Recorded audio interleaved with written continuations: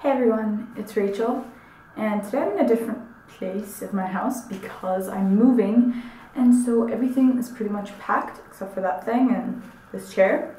And so today I want to talk to you guys about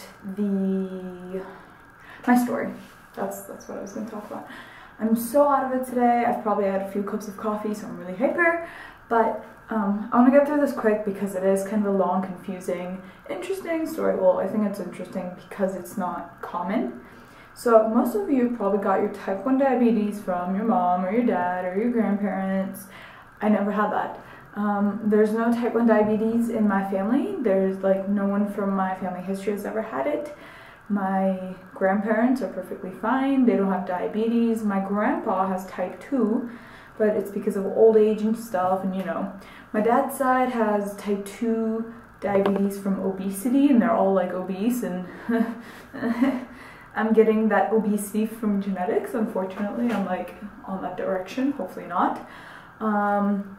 So when I was about 7.5, almost 8, I moved from Turkey to the United States with my uncle and my aunt and my mom and my brother.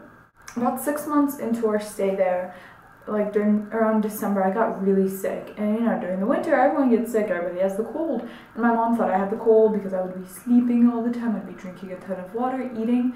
However, I was also losing a lot of weight, even though I was eating like, yeah. I lost about 15 pounds in a week and a half-ish. And for an 8-year-old, that's actually a lot because you already don't weigh much.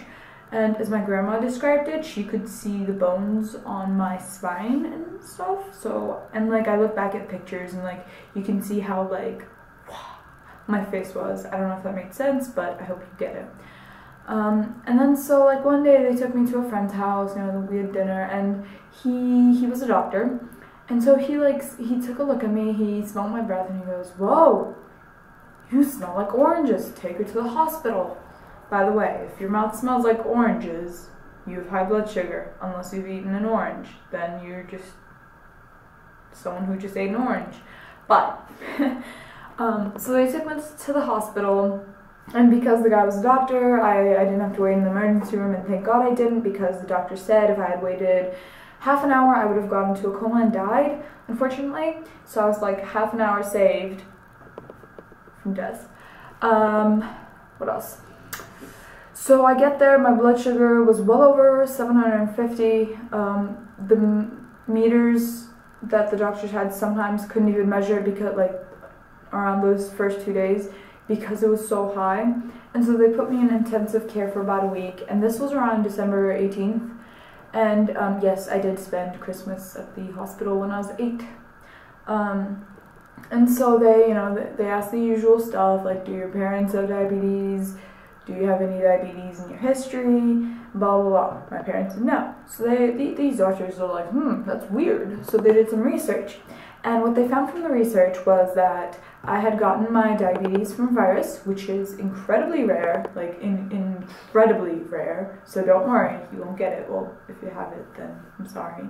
But, and I guess I was those 1 in a million chance people who got their diabetes from a virus, and it's not contagious, or else I would have no friends. Surprisingly, I was quite into doing my own shots because I felt super cool, you know, going out in public being like, yeah, I can do my own shots. You can't.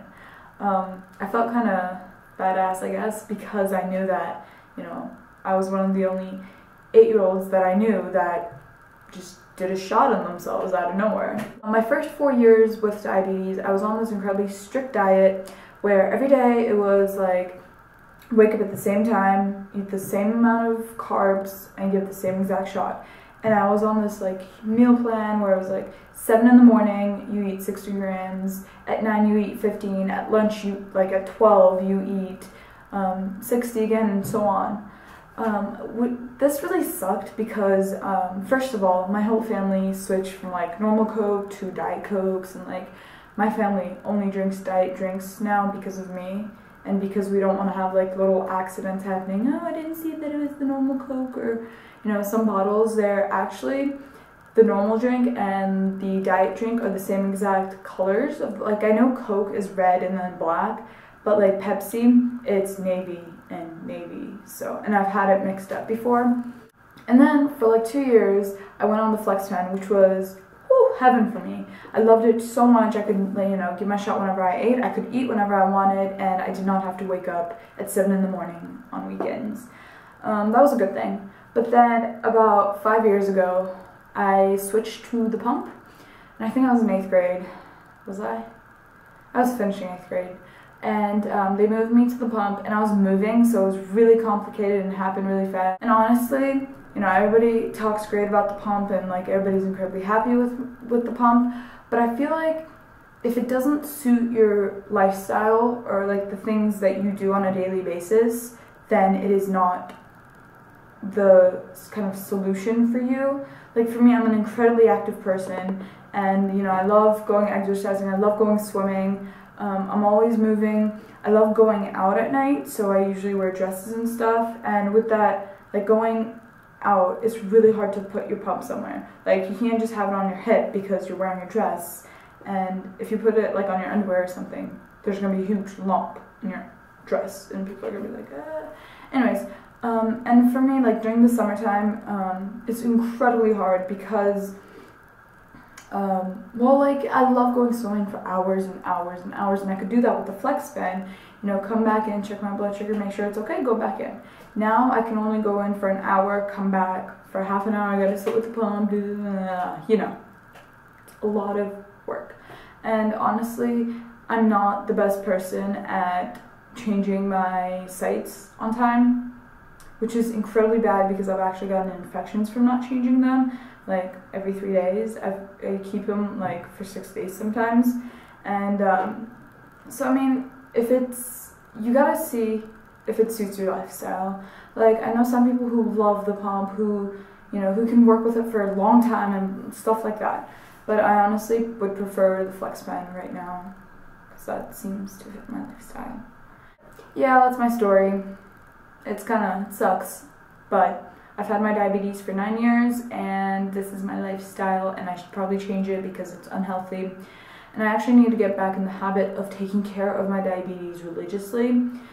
Yeah, that's about it. If you guys have questions, write them down below, and I'll try to answer them. And I'll see you guys later. Bye.